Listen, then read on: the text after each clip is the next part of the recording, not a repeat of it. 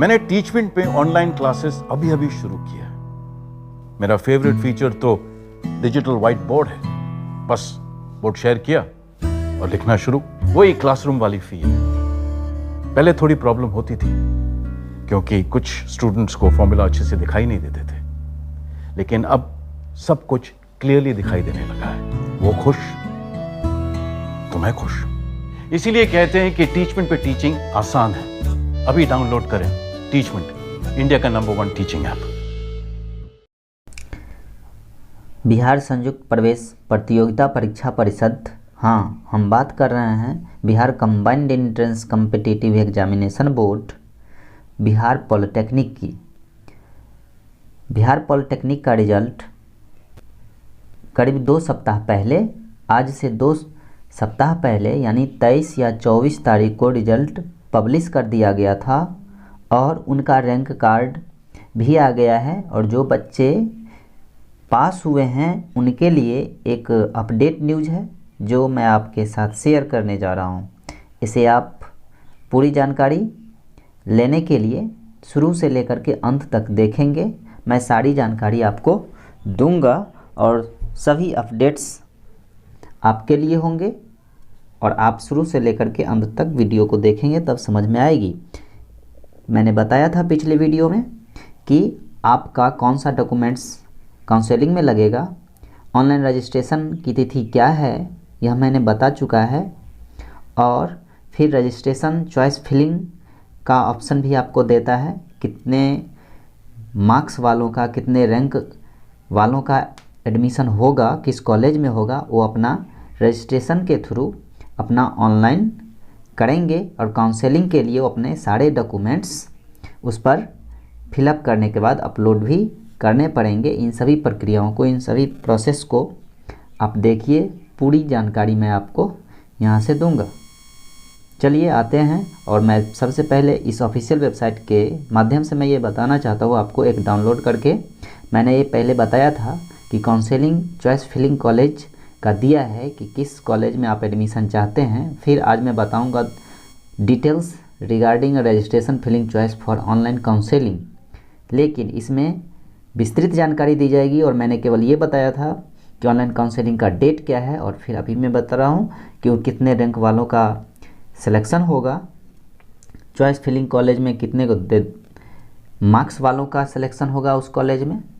और तीसरी बात यह कि आप किस कॉलेज में आप अपना एडमिशन चाहते हैं, फर्स्ट राउंड में, थर्ड राउंड, सेकंड राउंड में या थर्ड राउंड तक का एडमिशन होगा, किस कॉलेज में आप सेलेक्टेड होते हैं का सारा इन्फॉर्मेशन मैं आपके साथ शेयर करता हूँ। तो चलिए मैं बता रहा हूँ, यहाँ से डाउनलोड करना है आपको।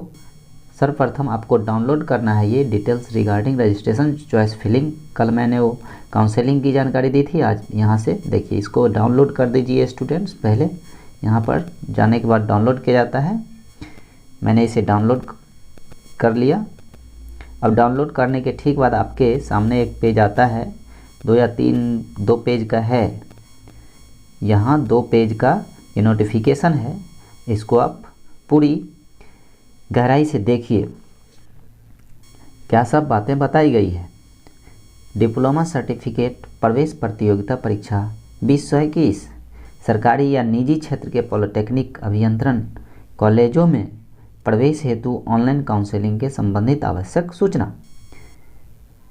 अब 13/10/2021 के क्रम में DC CEPE 2021 के आधार पर बिहार राज्य के सरकारी निजी क्षेत्र के पॉलिटेक्निक अभियंत्रण महाविद्यालयों के पॉलिटेक्निक अभियंत्रण पाठ्यक्रमों की रिक्त सीटों पर ऑनलाइन काउंसलिंग हेतु DCECE 2021 में सम्मिलित सभी पात्रता प्राप्त अभ्यर्थियों संबंधित अभिभावकों संस्थानों को निम्नवत सूचित किया जाता है।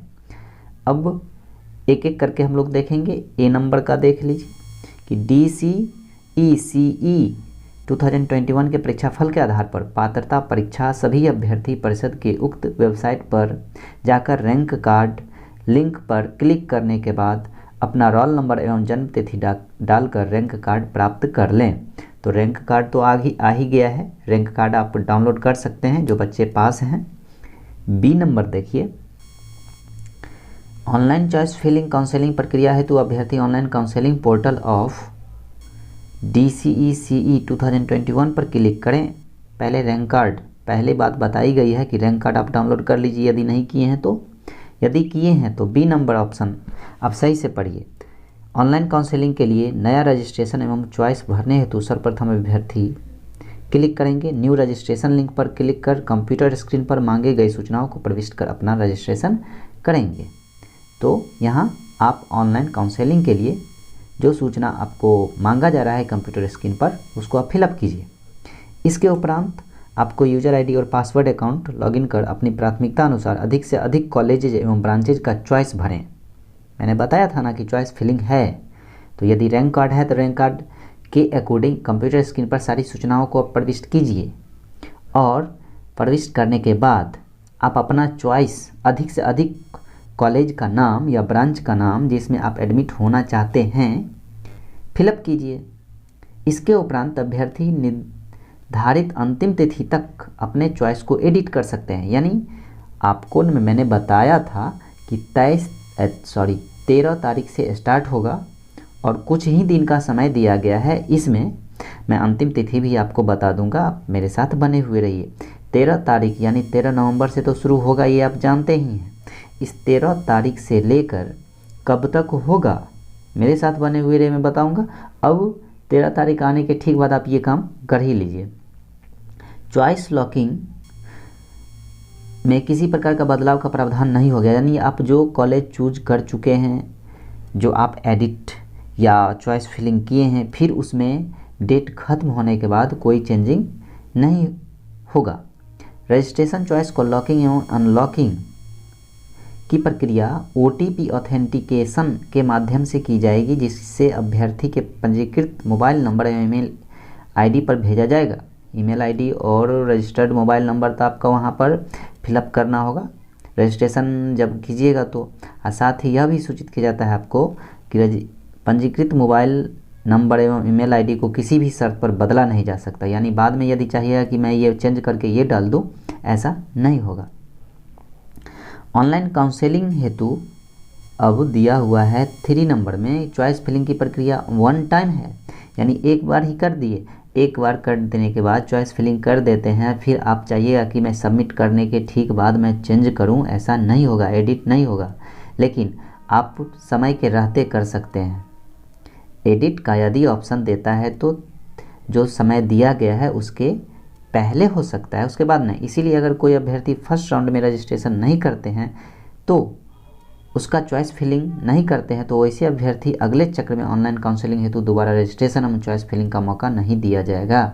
ये हाईलाइटेड पॉइंट है 3 नंबर, आप पहले कर लीजिए, समय रहते आपको फिर भी अपॉर्चुनिटी नहीं मिलेगी, क्योंकि एक बार यदि आप कर लिए हैं तो 13 तारीख के पहले जो भी चेंजिंग करना है कर सकते हैं, एडिट कर सकते हैं। और सबमिट करने के बाद जो आप पहले ही सूचना दे दिए हैं पहली बार, फिर दोबारा नहीं हो सकता है, बहुत सावधानी से करना पड़ेगा।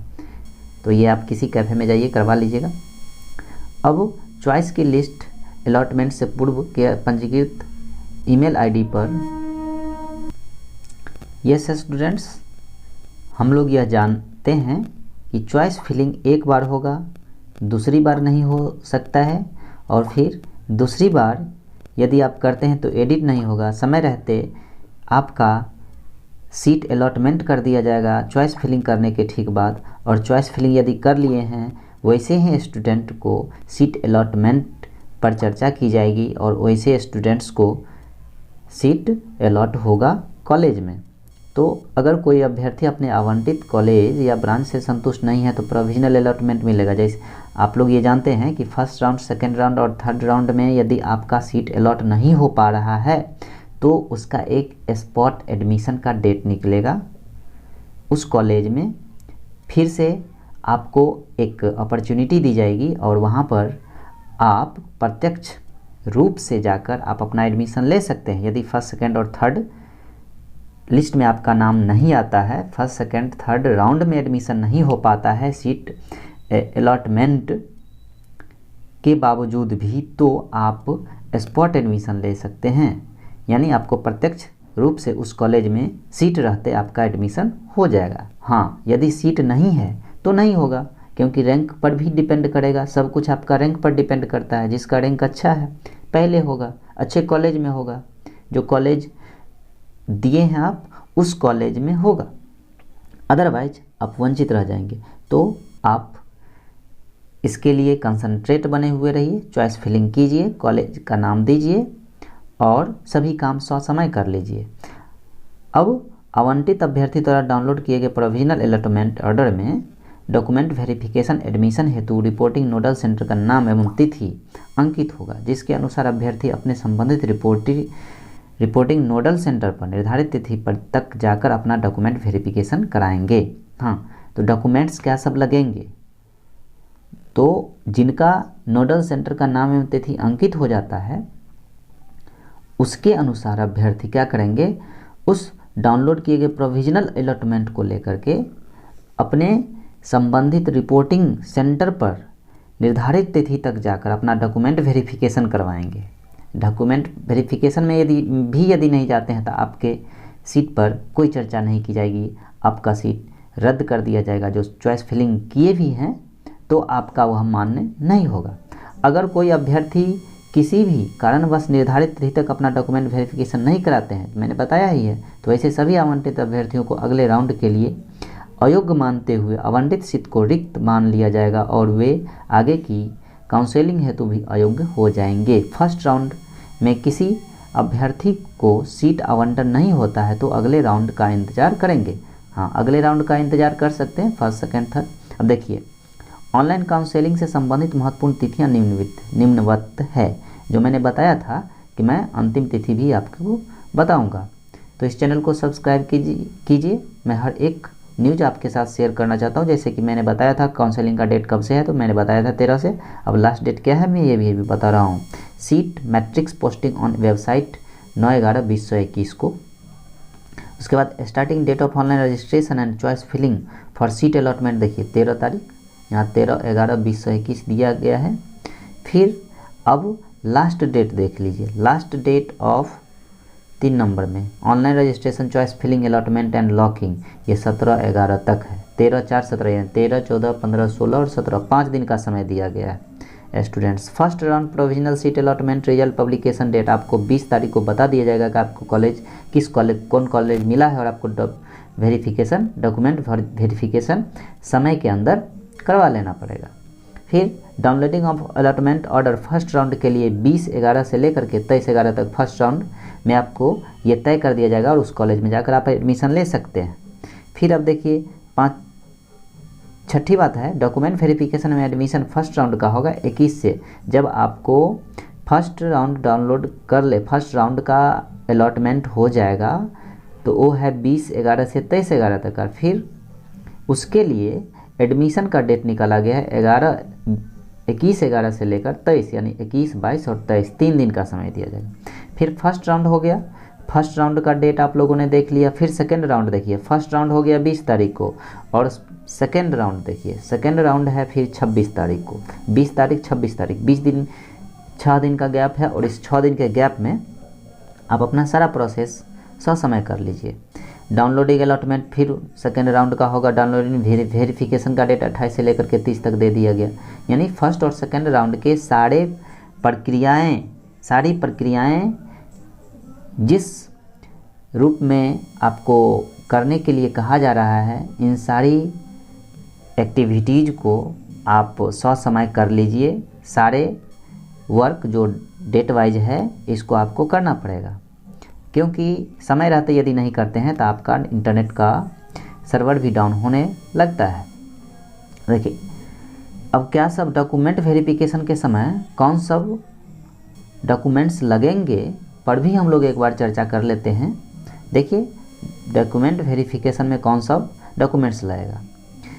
अब ये जो प्रमाण पत्र है, मैट्रिक या समकक्ष परीक्षा का मूल प्रवेश पत्र, मूल अंक पत्र, यानी मूल प्रवेश पत्र हो, फिर अंक पत्र और औपबंधिक, और जिसमें जन्म तिथि प्रमाण रहता ही है। ये तीनों चीज़ दे देना है आपको। क्या है? पहला मूल प्रवेश पत्र जो आपने एग्ज़ाम दिया था मैट्रिक में, उसके बाद जो परीक्षा देने के बाद जो आपका मार्क्स बना था और बन के बोर्ड से आया था, बिहार बोर्ड से या किसी और बोर्ड से। फिर औपबंधिक यानी प्रोविजनल सर्टिफिकेट जो होता है ओ फिर दूसरा देखिए, इंटरमीडिएट समकक्ष परीक्षा का मूल प्रवेश पत्र और मूल अंक पत्र, डिप्लोमा सर्टिफिकेट प्रवेश प्रतियोगिता परीक्षा का मूल प्रवेश पत्र, जब आपने परीक्षा दिया है इस एग्ज़ाम में, ये बिहार पॉलिटेक्निक का, उसका प्रवेश पत्र उसमें चाहिए और 6 ठो फोटो चाहिए। फ़ोटो चाहिए आपको 6, आप याद रखिएगा इतने फ़ोटो आपको लगेंगे, फ़ोटो की संख्या होगी 6। मैट्रिक और इंटर का मार्कशीट, मूल प्रमाण पत्र और फिर प्रोविजनल, फिर फ़ोटो 6। आप देख लीजिए ध्यान से, 6 फ़ोटो बनवा लीजिए, अभी बनवा लीजिए, आज ही बनवा लीजिए। मूल जाति प्रमाण पत्र, कास्ट सर्टिफिकेट आप जानते हैं, फिर ये देखिए रेसिडेंशियल सर्टिफिकेट, करेक्टर सर्टिफिकेट, विवरण पुस्तिका के पृष्ठ 1 और 2 में वर्णित अन्य प्रमाण पत्र जहाँ लागू हों, यथा सैनिक कर्मचारी कोटा SMQ हेतु सैनिक कर्मचारी प्रमाण पत्र, इकोनॉमिकल वीकर सेक्शन EWS प्रमाण पत्र तथा विकलांगता कोटा DQ हेतु विकलांगता प्रमाण पत्र आदि। जहाँ पर मैं जो जब आवश्यकता है, जैसे आप विकलांग हैं, दिव्यांग हैं, तो वो सर्टिफिकेट भी आपका होगा कि आपका विकलांगता, आपकी विकलांगता कितने प्रतिशत है को आपको वहाँ शो करना पड़ेगा, उसका सर्टिफिकेट वहाँ देना पड़ेगा, तब तो आगे आपको और सारी फैसिलिटी दी जाएगी। जाति प्रमाण पत्र है ही। अब देखिए, सिविल द्वारा निर्गत मूल जाति प्रमाण पत्र साक्षात्कार पात्रता सत्यापन के समय अवश्य जमा करेंगे। उम्मीदवार द्वारा जमा किए गए जाति प्रमाण पत्र में उल्लिखित आरक्षण कोटि वही जानी चाहिए जो DCE CE 2021 में सम्मिलित होने के लिए निर्गत उसके प्रवेश पत्र में उल्लिखित हो। देखिए कॉपी ऑफ आधार कार्ड, उसके बाद देखिए 8 नंबर में आधार कार्ड चाहिए, ऑनलाइन किए गए एप्लीकेशन फॉर्म जो आपने एग्ज़ाम के लिए उसका हार्ड कॉपी चाहिए, रैंक कार्ड आपने डाउनलोड किया होगा, ऑनलाइन काउंसलिंग हेतु रजिस्ट्रेशन और चॉइस फिलिंग जो आपने अभी जो 13 तारीख से करना है, 17 तारीख तक का बीच दिया है, उसका चॉइस फिलिंग का स्लिप दीजिए। सारा आपके पास सारा प्रमाण होना चाहिए। डाउनलोड किए गए प्रोविजनल अलॉटमेंट ऑर्डर की 3 प्रति चाहिए। वेरिफिकेशन स्लिप, जांच पर्ची 2 copies as download along with biometric copy. साक्षात्कार डॉक्यूमेंट वेरिफिकेशन के समय साथ लाना अनिवार्य है। इतने सारे पेपर आपको डॉक्यूमेंट वेरिफिकेशन के लिए जो समय दिया गया है 20 से लेकर के 23 तारीख तक 3 और फिर 28 से 30, उसमें आपको ले जाना है। काउंसलिंग डॉक्यूमेंट वेरिफिकेशन की तिथि तक वांछित शैक्षणिक योग्यता विवरण के अनुसार उत्तीर्णता आवश्यक है, अन्यथा वे नामांकन के हकदार नहीं होंगे।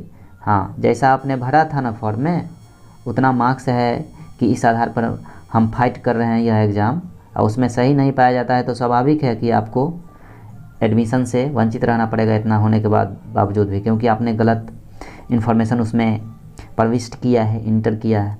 अब देखिए 12 नंबर में अभ्यर्थी रिपोर्टिंग नोडल सेंटर पर जाकर अपना डॉक्यूमेंट वेरिफिकेशन, आपको नोटिस दिया जाएगा ईमेल आईडी पे या मोबाइल नंबर पे, या आपके घर पे चिट्ठी आएगी के माध्यम से आपको इन्फॉर्म किया जाएगा। डॉक्यूमेंट वेरिफिकेशन के करने के पश्चात अगर अगले राउंड की काउंसलिंग के लिए अपग्रेडेशन हेतु इच्छा व्यक्त किए हैं तो अपना मूल प्रमाण पत्र के साथ हस्ताक्षरित डॉक्यूमेंट वेरिफिकेशन स्लिप अपने साथ वापस ले लें। अगले राउंड में आवंटित सीट पर नामांकन हेतु निर्धारित रिपोर्टिंग नोडल सेंटर पर सभी मूल प्रमाण पत्र के साथ पूर्व में कराए गए हस्ताक्षरित डॉक्यूमेंट वेरिफिकेशन स्लिप के साथ लाना आवश्यक है। यदि आपसे संतुष्ट, इसका कहने का मतलब ये है कि फर्स्ट राउंड में जैसे आपने करवाया, आपका इरादा नहीं है कि इस कॉलेज में मैं एडमिशन कराऊं, उससे भी अच्छा कॉलेज आपको यदि मिल रहा है बाद में समय रहते, तो आपको सारे डॉक्यूमेंट वेरीफाइड जो होंगे उनको ले करके साथ साथ ले करके एक समय दिया जाएगा, उस पर हस्ताक्षर होना चाहिए, आपको आगे का चॉइस दिया जाएगा। तो इन सभी बातों को हम लोगों ने देखा कि इसका डेट क्या है, बिहार पॉलिटेक्निक में किस कॉलेज में आप एडमिशन लेना चाहते हैं, इसमें काउंसलिंग की सारी प्रक्रिया मैंने बताया पढ़ के, ये सारा आपके लिए नोटिस था। तो एक इम्पोर्टेंट नोटिस था स्टूडेंट्स, इस चैनल को सब्सक्राइब कर लीजिए। फिर हम लोग अगले नोटिस तक आपके एडमिशन तक बना हुआ रहूँगा। तब तक इतना ही, और फिर मिलते हैं हम लोग अगले वीडियो में। धन्यवाद।